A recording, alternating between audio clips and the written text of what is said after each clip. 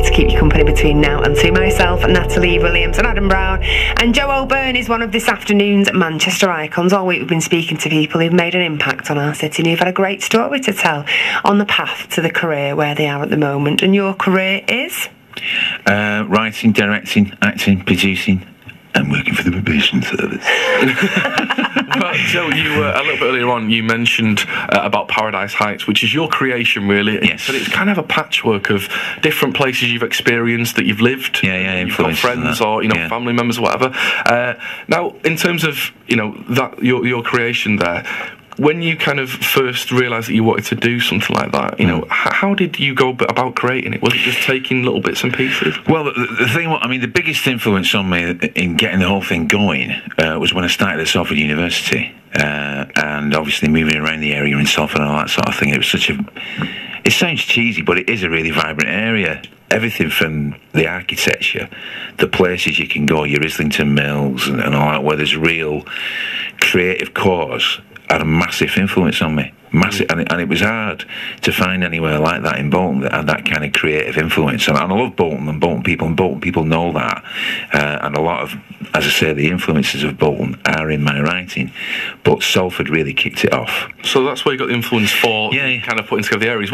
What about some of the characters? Because you mentioned that some of the characters now that have sort of been starring characters within your plays and little bits of films, whatever. Yes. Where your inspiration from the characters come from? Well, again, they come from a sort of a wide area, really. But in Lucky for Lucky, for instance, there's a window cleaner called Mick that I got to play in the film, and I always remember as a kid the window cleaner called Mick, who was sticking his nose into everybody's business, but in a nice way, because his heart was for the community. And any stranger that was around like that, he was very protective of the kids and all that, and anybody knew he didn't like, he'd be looking. So and Mick T for Tough Taylor, he used to call himself. All right, Mick, Mick T for Tough Taylor, don't forget it, Mick T for Tough Taylor, like that. And Mick was a great lad, and I've actually given him a copy of the film and told him the character I played was based on you, mate, and he loved it. So that's like one influence there. I ran a pub in Bolton, pretty rough pub. I was the youngest landlord in Bolton at the time, called the Sunnyside Hotel. I used to call it the Suicide Hotel. It was just mental, absolutely mental. You didn't have to collect the glasses; they came back on their own, and you had to duck, one of those places. And I had to get a team of doormen on, and Wickham then did it quite interesting, to put it mildly.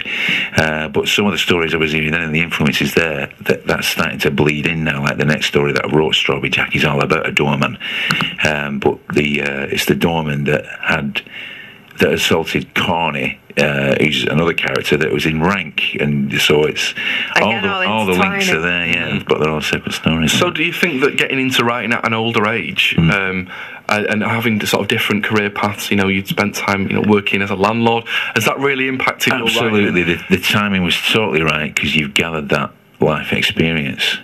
You can't write about something unless you know a little bit about it, obviously, and write about what you know, write about what you experience, because if you don't know about it, it'll come across that you don't know about it, and it's an obvious thing to say, really, but do that.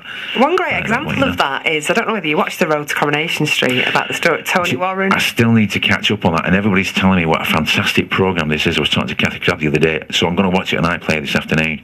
It was fantastic, but it was interesting how all the famous Coronation Street characters, all the very strong characters, were all based on people that Tony Warren had known throughout. Yeah, that's it. You've got to know people, but at the same time, I've got a couple of characters in there that I didn't know. Eric and Gabrielle. Eric's a homeless guy, and Gabrielle is a street thief who lives in a hostel. And the influence for them was, believe it or not, Fairy Tale in New York. The two characters in that. Song, and I thought, that Pogues and Kirsty McCall. Yeah, and I end up using that song in the benches. It closes the bench. And I'm going to be revisiting that, Eric and Gabrielle. I'm writing a play purely around them. They were just a couple of characters in the bench that everybody loved. In fact, the bench was purely designed to introduce 16 new characters into Paradise Heights. That I could do more writing about. Yeah, well, going to be hearing more from Joe, including talking a little bit more about some of the projects you've got coming up, certainly for 2011. I love this song here. Well. Dance Away, Dance Away. This is Roxy Music on BBC Radio Manchester with Dance Away.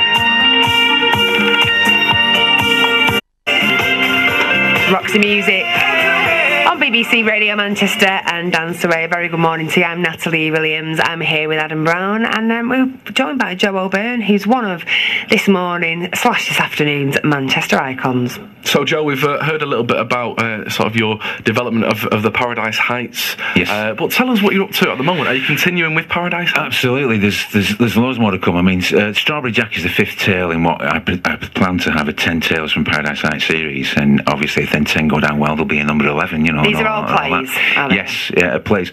But the reason I'm going down the theatre route is because film is just too expensive. And we were saying earlier on, to have anybody, to get your film anyway, you need someone very famous in it, and otherwise it just won't sell. Doesn't matter how good the story is, because the question you always get asked at festivals is not what it's about, it's who's in it. So what I'm getting people to realise now is that these are real flesh and blood characters. There's meat on the bone. The great stories, the reviews are giving us, we're getting a fantastic, and obviously we've got something to say for today. Now there's coming up in the new year, Strawberry Jack obviously is going to be the next premiere from Paradise Heights. They start with theatre because it's the cheapest way for me to get these stories out there, but they're all adaptable to TV or film. That's the most important thing people need to realise.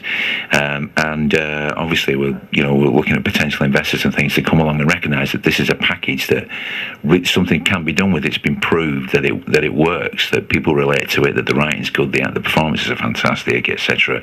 So here is a package that, what more do you want? Jump on board now, come and talk to us. I'm putting together promotional packages at the moment to do all that sort of thing. We've got a 3-week run of The Bench coming up in the West End next year. We're talking to the National Theatre about 2 productions. Bottlenot's going to come on board, lots of things. I've got a meeting with them on the 8th. And Contact Theatre, so lots happening in Paradise Heights. And if you want to keep in touch, I've got a blog going called Low Tales from the Heights on Blogger. Come and say hello. Busy. You're going to be busy guy then in 2011. Absolutely, that's fair to say. Joe O'Byrne, thank you so much for being Thank you. I've loved it. Great to see you too. Yeah. Fantastic. Happy New Year. This is Ellie Goulding with your song on BBC Radio Manchester. A little bit funny.